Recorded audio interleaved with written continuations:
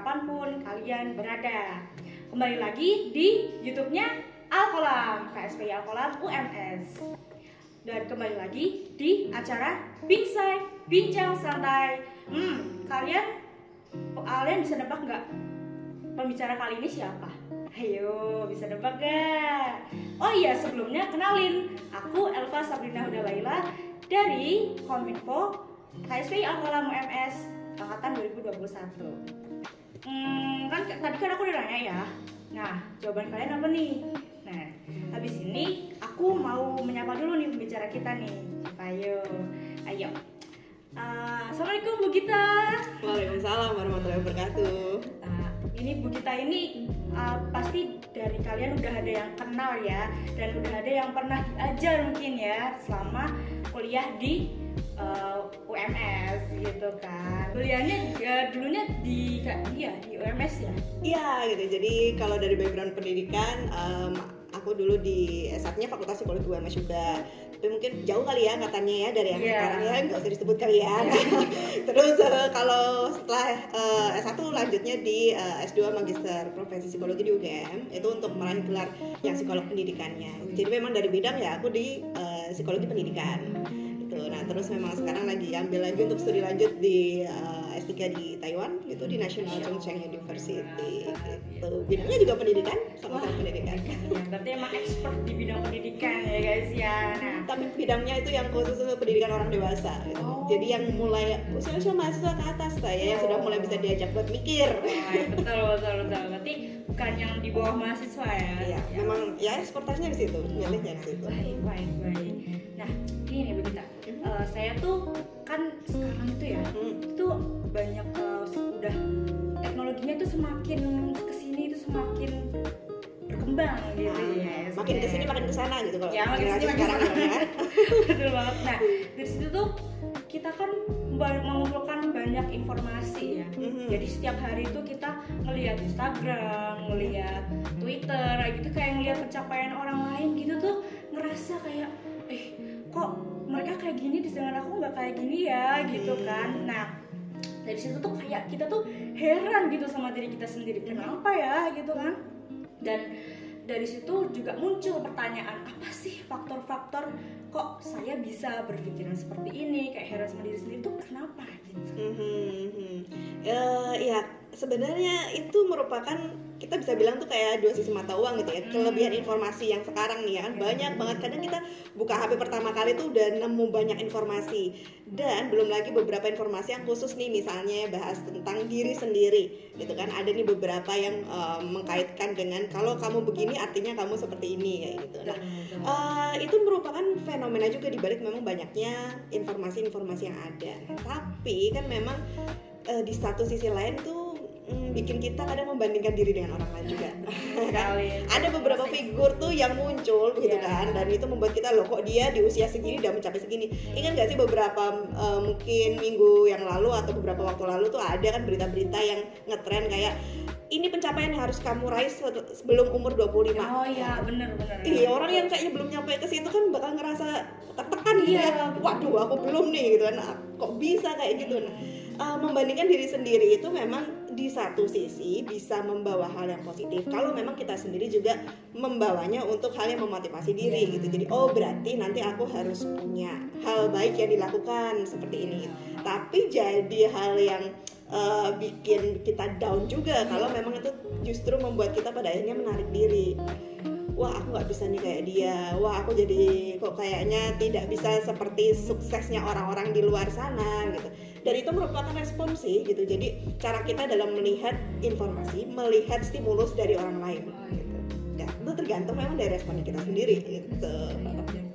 Kan dari rasa kurangnya diri itu sebenarnya dampaknya itu apa sih?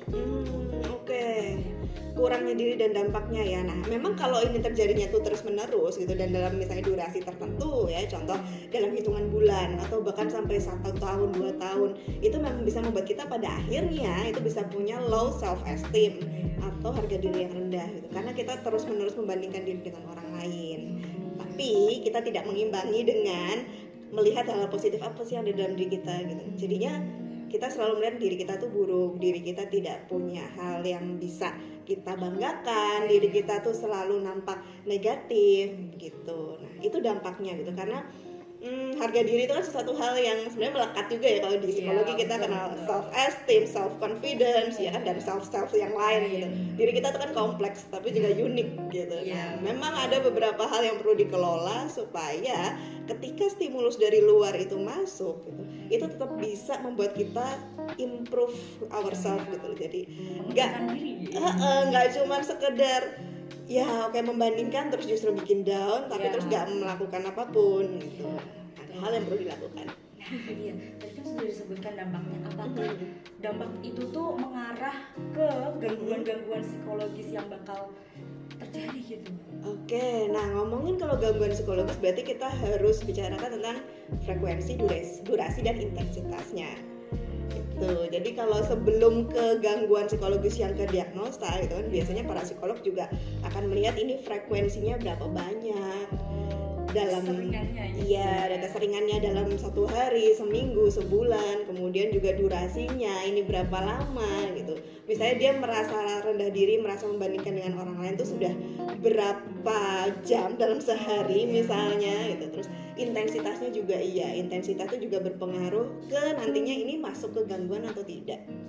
Nah, masalahnya adalah ketika misalnya kita baca informasi-informasi yang di awal misalnya, terus kita punya ciri-ciri orang yang misalnya merasa rendah diri, ciri-ciri orang yang nggak mengenali diri sendiri. Ya banyak itu di sosial media sekarang tuh banyak banget.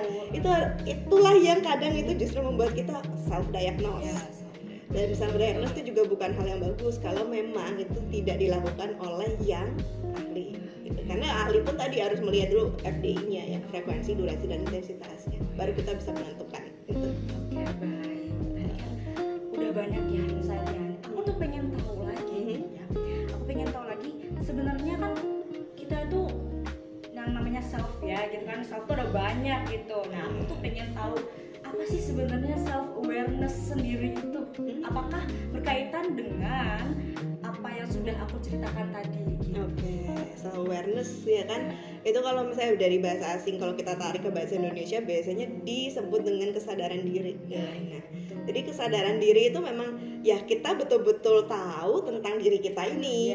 Kita betul-betul paham bahwa kita ini punya kelebihan apa, punya kekurangan apa, potensi kita ada di mana, dan termasuk juga sampai ke goal-goal atau tujuan kita di masa depan itu nantinya ini possible atau memungkinkan untuk dilakukan atau tidak gitu. Jadi semua hal yang kita lakukan kalau misalnya kita punya self awareness itu akan terukur. Kita tahu apa yang mau dilakukan karena berdasarkan pada aku punya kelebihan di sini, aku punya kekurangan di sini, maka aku akan melakukan ini dan aku tidak akan melakukan itu. Kalau misalnya kayak set boundaries itu masuk dalam self awareness juga ya. Kita punya batasan gitu. Betul, karena sebenarnya kan kita ini serba terbatas kan. Secara manusia tuh kita nggak mungkin melakukan semuanya gitu. Bahkan kenapa kalau misalnya di keilmuan sendiri semakin tinggi derajat keilmuannya dia akan semakin spesifik gitu. Karena yang penting adalah mendalamnya, bukan ke seberapa luasnya gitu ya. Jadi emang semakin spesifik kalau misalnya dengan diri sendiri, itu justru akan membuat kita jadi tahu batasan apa yang bisa kita lakukan, terus mana yang ini kira-kira tidak mungkin aku lakukan gitu. Termasuk kalau misalnya jadi kita nggak akan banyak ngurusin orang lain juga. Udah itu urusan orang-orang lain aja gitu. Mau dia ngomongin di belakang kayak mau dia ngomongin apa ya gitu. Ya kan, kita jadi nggak akan punya waktu untuk memikirkan hal itu. Nah, gini nih, aku juga lebih ingin tahu lagi gitu. Gimana sih caranya biar jadi orang yang punya self awareness gitu? Oke. Caranya gitu. Kalau mau dibilang kayak gimana cara menemukan kesadaran diri, ini merupakan sebuah proses gitu ya sebenarnya. Di luar sana juga ada banyak istilah kayak self awareness training, self awareness kayak counseling dan lain sebagainya itu ada gitu. Tetapi kalau memang mau dimulai dari diri kita sendiri, sebenarnya saat ini pun kalau misalnya kita masih merasa bingung dengan kelebihanku ini apa, kekuranganku apa, mulai dari situ dulu aja deh. Dan kalau misalnya disebutkan gitu, kelebihan itu bukan kelebihan yang sekedar hal umum kayak orang lain pun juga punya. Contoh, kelebihanmu apa ini gitu, misalnya terus kemudian saya bilang bahwa saya orang yang rajin, disiplin. Oke, itu banyak orang bisa punya gitu. Tapi apa nih yang spesifik dan unik dari diri kita? yang membedakan kita dari orang lain. Jadi sebenarnya kalau bicara tentang kayak kelebihan tuh bukan cuma pada satu kata dua kata yang itu bisa berlaku general gitu.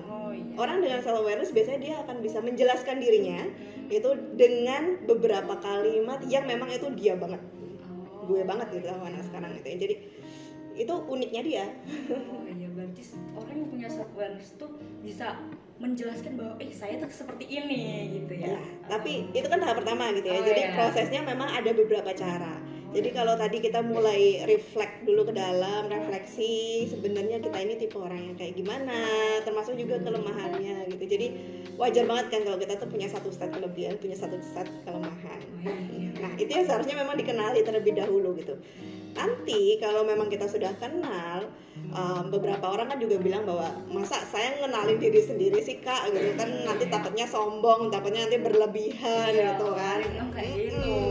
Padahal harusnya mindsetnya tuh dibalik. Iya, kita kenalin diri dulu, kita tahu dulu nih, baru habis itu kita bisa konfirmasi ke orang lain gitu. Jadi divalidasinya ke orang lain. Tapi setelah kita punya bekalnya dulu gitu, kita punya bawaan. Jadi kalau habis itu dikonfirmasinya ke siapa? Ke orang-orang yang memang pernah kita tahu dan kita kerjasama secara profesional, atau dia pun juga kenal baik dengan kita. Jadi bukan kemudian memvalidasi ke teman yang cuman hahihi doang ya, tapi ke sahabat yang memang tahu betul kamu tuh seperti apa.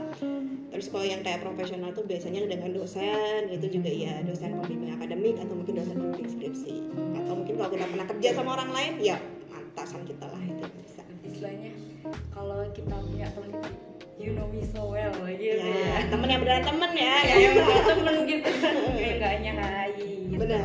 Nah gini nih, kan pasti kayak ada waktu-waktu tertentu gitu ya, kapan sih kita tuh memunculkan gitu self awareness kita gitu. Kala apa ketika apa gitu. Oke, self awareness ini biasanya memang perlu muncul ketika mau ada di masa-masa krusial dan pergantian masa peran kita gitu. Contoh misalnya untuk anak-anak yang sudah levelnya SMA gitu ya, ketika dia mau mengambil jurusan, sebenarnya dia perlu juga dikenali dengan self awareness gitu. Jadi dia nantinya bisa memilih atau dia tuh bisa menentukan jurusan yang memang satu dia suka, kedua dia tahu itu prospeknya di mana, dan yang ketiga memang ini sesuai dengan potensinya dia. Gitu. Nah, kalau buat yang kayak udah masuk ke atas, ini juga diperlukan ketika kita mau mencari karir.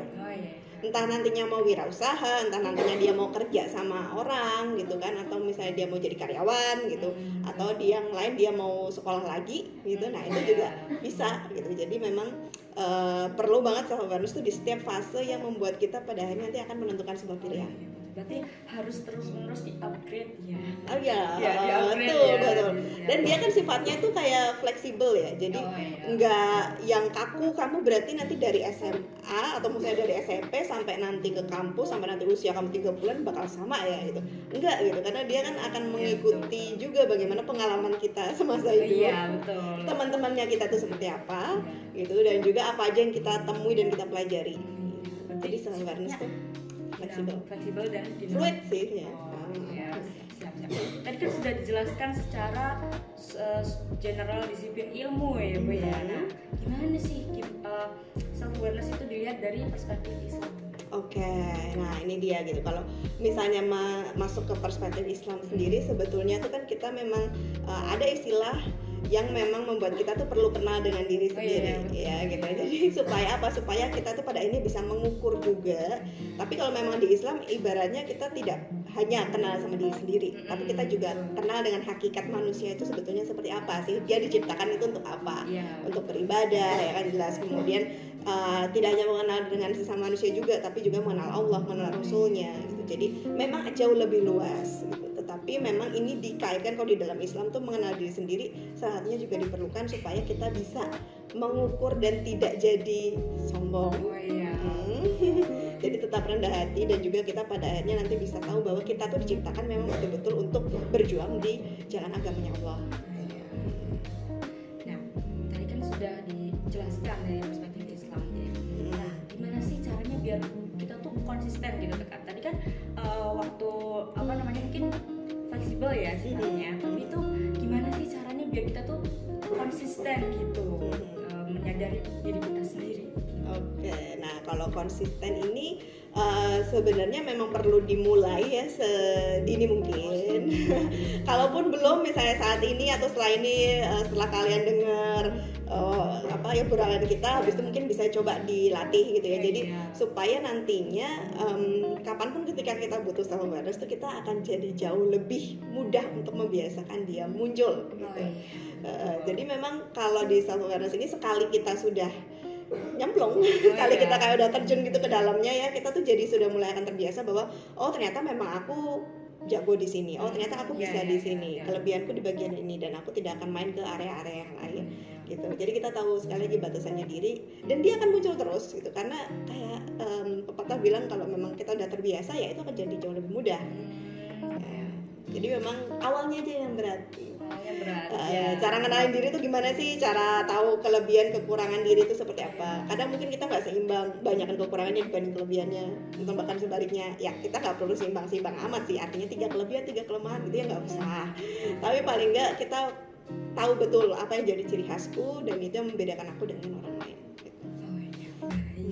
Wah, keren banget gak sih penjelasannya gitu kan, dan kita tuh semakin tahu gitu loh insight gimana sih caranya mengenal diri kita sendiri gitu kan. Dan mungkin pertanyaannya sudah habis ya teman-teman, dan aku pengen denger nih closing statement gitu dari Bu Gita sendiri apa gitu loh, apa yang mau disampaikan ke teman-teman sobat Alkolam semuanya yang nonton ini.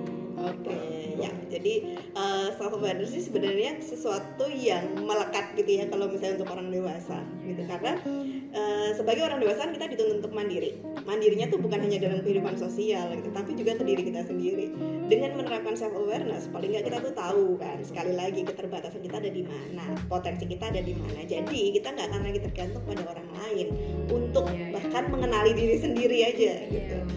So kalau misalnya kalian mau mengenali diri sendiri itu sangat bisa dimulai. Kalau misalnya sekarang usianya 20 ke atas itu juga masih bisa dimulai dengan beberapa cara tadi. Misalnya pertama memang harus refleksi dulu. Kita lihat kegiatannya akhirnya kita sukai, kemudian apa yang itu cocok buat kita.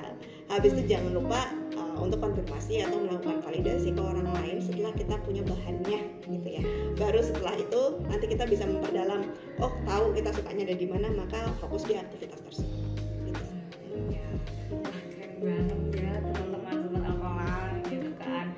Bu Gita tadi luar biasa banget loh gitu kan, tadi S1-nya juga di UFS gitu kan, S2-nya di UGM itu, dan sekarang lagi menempuh pendidikan S3 di Taiwan. Nah, betul sekali. Masya Allah, doanya biar cepat lulus. Betul kan. Bu Gita sendiri ini kan juga orang yang profesional gitu, punya banyak sosial media gitu.